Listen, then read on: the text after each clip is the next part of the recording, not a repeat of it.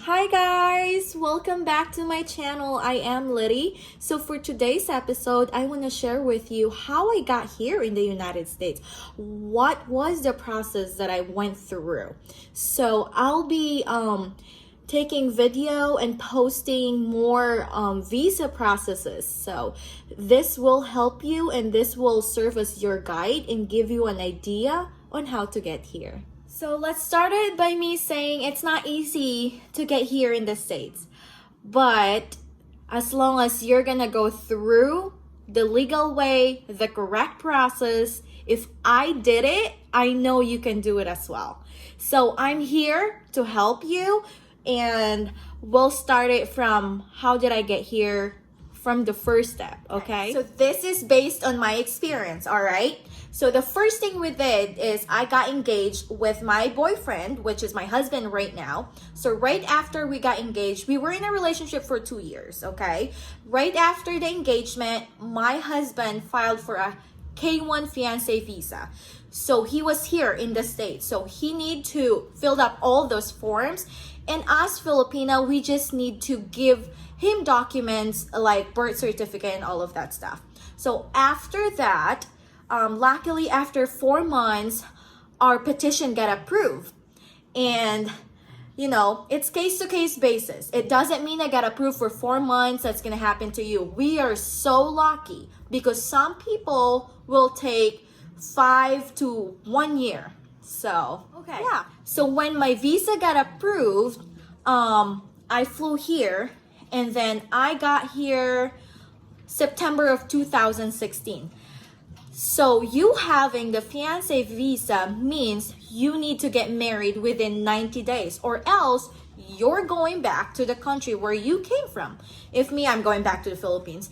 And after that, when we got married, so I got here September of 2016. We got married on October 2016. So it only took a month. I'm just so lucky that my mother-in-law took care of everything from the wedding preparation and all of that stuff. So it was so easy. So after the wedding, you need to apply for your adjustment of status. It means you already got married, you're legal to stay here, and you're not gonna get deported because you got married within the 90 days. So what I did was I went through the USCIS website, which is you can get all the forms that you need for your adjustment of status.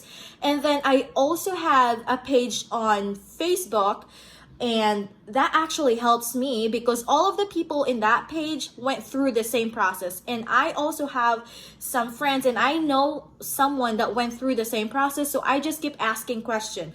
So this is a tip, okay? Do not hesitate to ask questions.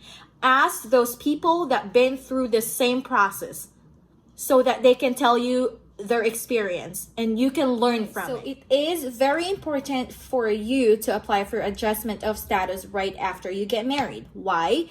Because it actually include the application for your travel document so that you can go back to the Philippines or travel legally and can still come back here in the States.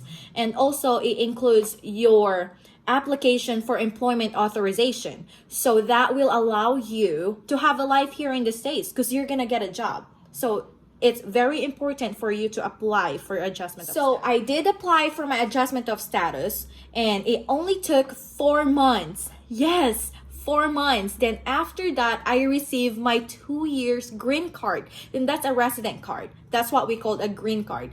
So when I received that, I was so happy. But there is a process that go with that before you get approved. And I will make a separate video for that. So after me receiving that, I started working, and yeah, so I have a life now. I'm starting my life in the States, and that was 2017. Yes, so since I already have my green card that is good for 2 years, I start looking for a job, starting my life here, starting working. So the next step is to apply for removal of condition. So that will allow you to have 10 years green card, and you're gonna start applying 3 months or 90 days prior to the expiration of your green card. So there is also a process that you need to go through, and for that I will upload a video on how to apply for removal of condition. So my 2 years green card expired on March of 2019. So I started filing my removal of condition January of 2019. So by March of 2019, I received an extension letter since they haven't approved my 10 years green card. So they just give me an extension so that I can still show it to my employer that I'm on the process of getting my 10 years. And I can still travel even though my green card is expired. So it took me a year till I physically received my 10-year green card. And that was not bad at all. You know, I was still working and doing everything because I have the extension letter. And like I said, it's case-to-case basis. So I'm just so lucky that it only took a year for me. Some will take more than currently that. I have a 10-year green card right now, and when you get to that point, it's up to you if you just want to keep renewing your green card or you want to go ahead and apply for citizenship.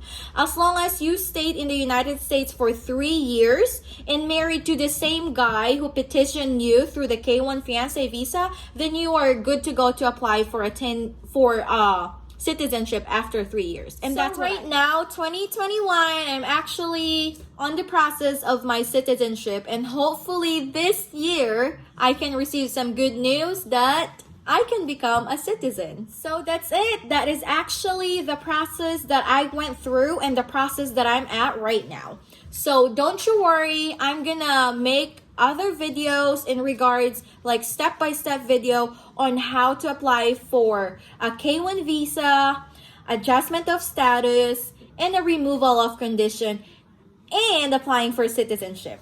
So I will be creating more video about that. Thank you so much for watching. I know that was a lot of talking, but don't worry, like I promised, I'm going to post more video of a step-by-step visa process so that I can help you. So please guys, keep in touch and keep watching. Thank you so much.